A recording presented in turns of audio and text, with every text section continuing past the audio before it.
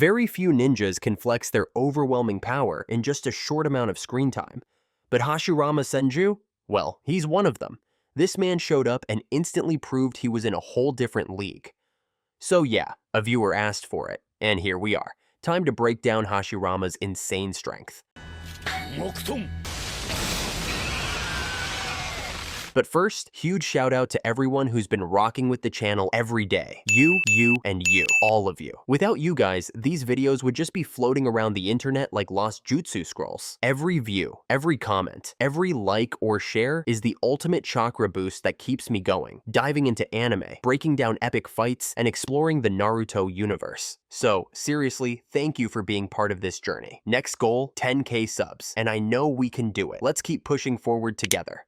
Love you all. Now, let's dive into the power of one of the greatest ninjas of all time. Before the name, Hashirama Senju was carved into the Hokage rock, and before he became the legendary God of Shinobi, he was already a prodigy since childhood. Born into an era of brutal clan wars, where death lurked behind every tree, Hashirama's talent shone through from an early age. In fact, the first time he met Madara, he could tell the guy was already a skilled shinobi just by watching him skip stones across a river. Yeah, that's how sharp his instincts were. And then we see little Hashirama casually walking on water, at an age when most ninjas in Naruto's era were still figuring out how to throw a kunai properly. During his time hanging out with Madara, the dude could already scale massive cliffs just by focusing chakra into his feet. No ropes, no gear, just pure chakra control at a level most ninjas at that age could only dream of. And let's not forget their first real battlefield encounter, when the Senju and Uchiha clans ambushed each other. What did Madara do? He straight up admitted that Hashirama was stronger than him. From that point on, as they kept clashing on the battlefield, we saw Hashirama developing his iconic wood release. This was the era where he started flexing that insane Kekkei Genkai.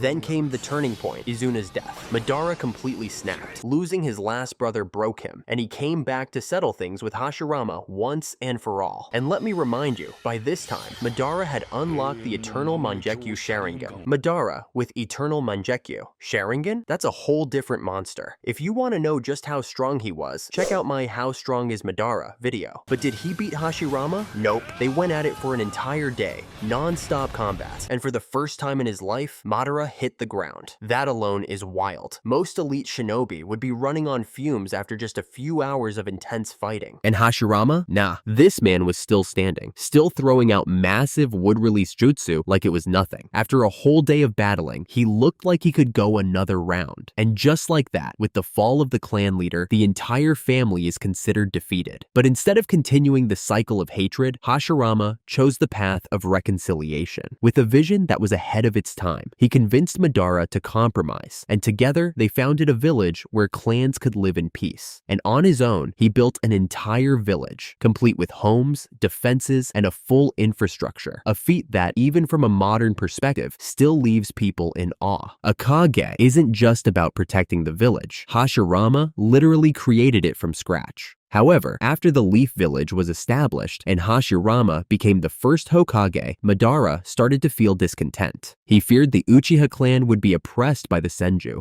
and lose their position, especially since Hashirama's younger brother, Tobirama, the future second Hokage, was always suspicious of the Uchiha clan. Madara tried to convince his clan to resist the alliance, but no one listened. Feeling betrayed and isolated, Madara left the Leaf Village, determined to grow stronger and come back to challenge Hashirama. During this time, he managed to control the Nine Tails, the most powerful beast, with his Sharingan, turning it into a weapon to attack the Leaf Village and confront his former friend. And then the fateful day arrived. Madara Uchiha returned, not as an ally or a friend, but as the deadliest enemy the Leaf Village had ever faced. This was a Madara armed with a full arsenal of the Uchiha, the perfect Sharingan that allowed him to read and predict every move, Susanoo, a chakra armor that was virtually invincible, and finally, the power of the Nine Tails, a walking chakra bomb capable of destroying a mountain with just one strike. The Valley of the End became the battleground for a fight that would later go down in history as one of the greatest ninja battles of all time, not just for its scale, but for its historical significance. Alright, now's the perfect time to talk about Hashirama's wood style. Madara's riding on the Nine Tails, using his eternal eternal Mangekyou Sharingan to fully control Kurama's will. With those fiery red eyes and dark chakra, Madara commands the Nine Tails to unleash a massive tailed beast ball, aiming straight for the Leaf Village to wipe it out. But of course, Hashirama isn't just gonna sit around and let that happen. He steps up and uses his wood style to counter. And look at the size of Kurama, the strongest of the Nine Tails. And here's Hashirama's wood golem. It's the same size as Kurama. And to make things even crazier, the wood golem has this giant wooden dragon wrapping around it, slowly sucking the Nine Tails chakra, weakening it little by little. When Kurama fires that tailed beast bomb, Hashirama's wood golem just casually blocks it with one hand,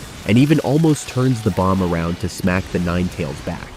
So, is Wood Golem like Hashirama's top-tier jutsu? Nah, not really. This just shows that Hashirama doesn't need to go all out to deal with a beast like Kurama. He's basically just using his basics to take down the Nine Tails. Of course, the battle between these two legends gets even more lunatic. Madara brings out Susanoo, combined with the Nine Tails power, and that's when we start seeing some of the most insane wood-style jutsu in action. So, here's where Hashirama's wood style really takes the spotlight when he goes into Sage mode. He creates this massive Buddha statue with thousands of hands. The scale of this jutsu is mind-blowing. The statue is taller than the mountains around it, and just to give you an idea, if Kurama's size is the same as Hashirama's wood golem, then the wood golem is like this tiny little figure sitting on top of the Buddha statue's head. And then, the 1,000-hand statue slams 1,000 punches into Madara's Nine-Tails Susanoo at once, breaking through what's basically Uchiha's absolute defense. The moment Kurama gets ripped away from Madara's Susanoo is a total game changer, because Hashirama just took out the strongest shield Madara had. Here's a fun little tidbit most people don't know. While most ninja need to take a breather to gather natural energy and keep their Sage mode active, Hashirama can just flip the switch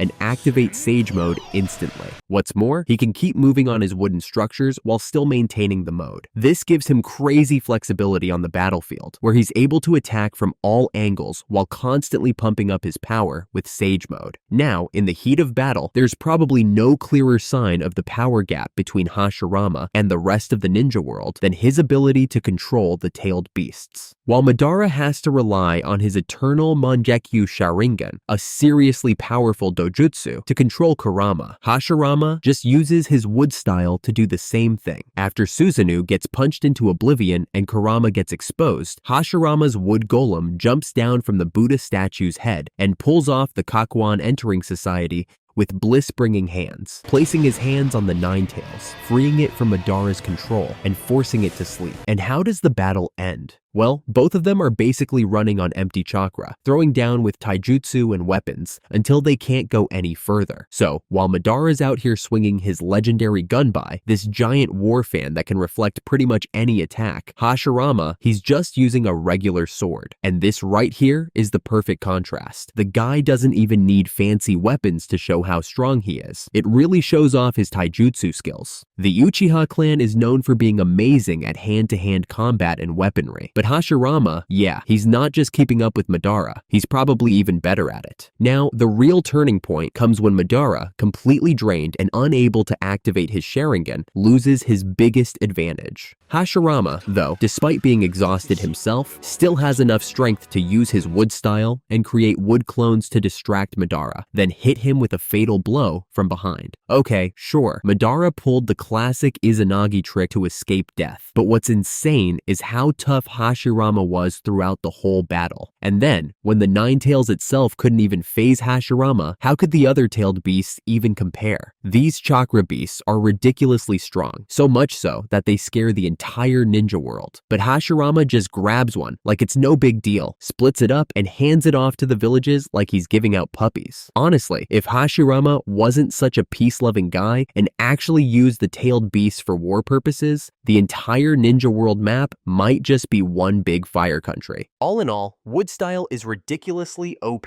There are plenty of jutsu out there that can control the battlefield, but altering the terrain and having a widespread impact like that? Yeah, only Hashirama can pull that off. When you stack wood style up against other Kekkei Genkai, it's not just strong in terms of offense, it's versatile as heck and has an insane impact on a massive scale. But here's the thing, no matter how strong your jutsu is, the more you use those powerful techniques, the more chakra you burn through. So, chakra and durability are basically the roots of your power. If Hashirama can spam wood style like it's going out of style with that insane scale, just imagine how much chakra the guy has. Being a direct descendant of the Senju clan, and on top of that the reincarnation of Asura Otsutsuki, Hashirama's life force is pretty much endless. Seriously, when it comes to chakra reserves, very few shinobi can even come close to his. I mean, just look at how he uses his chakra to warn Tobirama. The two Senju just stand there, and boom, a shockwave that shatters the earth and makes the air feel like there's an earthquake happening. Yeah, no big deal. But if you want a bit more detail, let's talk about the Fourth Great Ninja War. After seeing Naruto Uzumaki distribute his chakra along with the Nine Tails to the entire allied shinobi forces, Hashirama straight up said that the amount of chakra being shared was almost on par with his own reserves. So yeah, his chakra reserves are bigger than a combined Uzumaki and Nine Tails. Mind-blowing, right? And on top of that crazy chakra, his body is packed with vitality, meaning he can heal from most injuries without a trace. Meanwhile, Madara, though insanely powerful, still gets worn out and scarred from battle. Hashirama just keeps healing and powering up, never slowing down. This is basically the auto-heal mechanism that Tsunade, Hashirama's granddaughter, would later copy with her Byakugao seal. Seriously, that technique is nuts. Susanoo can't even finish her off. And yet, when Madara fought the 5 Kaj, he mocked Tsunade's technique, calling it a knockoff of Hashirama's. And let's be real, Byakugo and Naruto's Nine Tails powers, yeah, they're close, but they're still nowhere near the insane healing abilities Hashirama has. Just a moment. Do you guys remember the time when Hashirama was about to end it all with a kunai to bring peace between the two clans? I gotta say, I actually laughed when I read that. Like, seriously. With his crazy fast healing abilities, I honestly don't know where that kunai would need to stab for him to actually die. A lot of ninjas have died from a kunai, but nah, Hashirama probably would have just shut off his auto-heal mechanism to let himself die in that case. Right? Now, Hashirama's wood style and healing abilities became some of the most sought-after secrets in the ninja world. It sparked a serious hunger for power from those always chasing after more. Orochimaru's probably the clearest example of that. The guy was obsessed with surpassing human limits his entire life, and Hashirama was the perfect example of someone who had surpassed those limits. And he wasn't alone in that ambition. Anyone chasing power, anyone dreaming of immortality would be dying to get their hands on that kind of strength. But here's the thing, Hashirama's wood style and healing are not exactly something you can just copy easily. Orochimaru did countless experiments,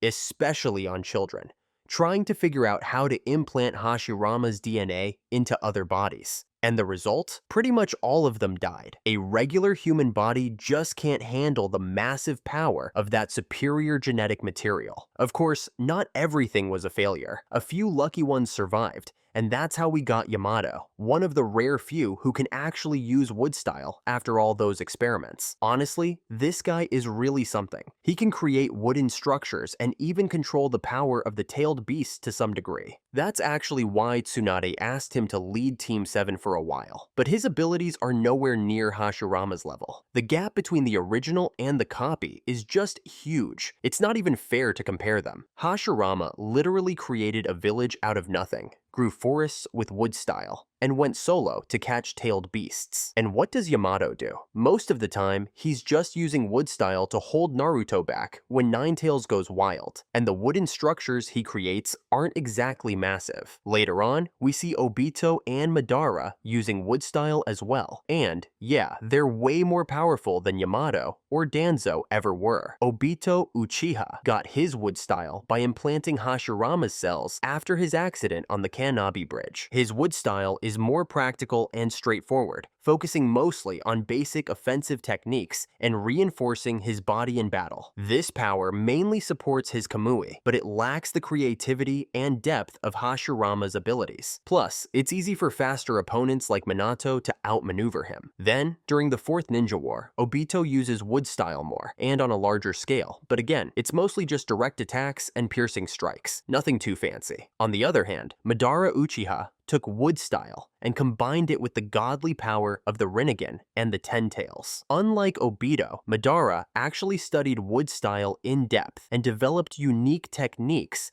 like Wood Clone and the Flower Tree World, a jutsu that can control the entire battlefield with sedative pollen. The scale of his wood style is massive, and his power with it is the closest to Hashirama's, but it's still more about sheer destructive force than the finesse and natural flow Hashirama had. But Madara's weaknesses are his arrogance and over-reliance on external powers to reach the top. So we could say that Obito is kind of the embodiment of borrowed strength, with no real harmony, while Madara shows his ambition to break through natural limits at any cost. But still, when it comes to wood style, Hashirama is the true peak. He's the only one who can use this power in a complete and balanced way, turning it into an art of fighting. With his wood style, before Madara got his hands on the Rinnegan, Hashirama had never lost to him in any battle. He could have taken Madara out in any of their fights. But the thing is, Hashirama considered Madara a friend, and being the pacifist he was, he never went all out. I mean, come on, he could beat Madara and the full Nine Tails and still win. It shows how huge the gap between them really was. Now, sure, wood style is iconic, but let's not forget about the other aspects of his abilities. As the elite descendant of the Senju clan, Hashirama had a huge repertoire of ninja techniques and mastered them way beyond the average shinobi. For instance, this guy could summon 5 Rashomon gates, while even skilled ninjas only manage 1. Heck, Orochimaru could summon 3. On top of that, Hashirama's barrier ninjutsu skills were top tier. He, along with the 3 previous Kage, created a barrier powerful enough to control the Ten Tails, the strongest creature in the ninja world. And, at the same time, he made wooden gates that acted like clamps to control the tailed beast's tails. And it's pretty safe to assume that this guy was also a master of sealing jutsu. Back in his day, he was always carrying a giant sealing scroll, which let him store various weapons for use in battle. All of this shows that Hashirama's weapon skills were on par with Madara's, one of the Uchiha clan's finest warriors. More than that, his sealing skills were so strong that they could break Madara's control over the Nine Tails. Pretty impressive, especially considering how powerful the Sharingan is when it comes to controlling tailed beasts. And if Madara needed a hand seal chain to break free from Edo Tensei control, Itachi could override Edo Tensei with Koto Amatsukami, one of the most powerful genjutsu, right after Eternal Tsukuyomi. Then, Hashirama could just break out of Edo Tensei on his own, whenever he wanted. The guy was just built different. That means if he wanted to, he could have come back to life with an immortal body, like straight up living forever. But that was never really his thing. If wood style was the highlight of Hashirama's skills, his mastery of every other field of ninjutsu, whether it's defense, sealing, or medical jutsu, is what really made him the most well-rounded shinobi out there. He totally earned that God of Shinobi title that Konoha history gave him. Alright, that's it for today. Thanks for watching, and we'll see you next time.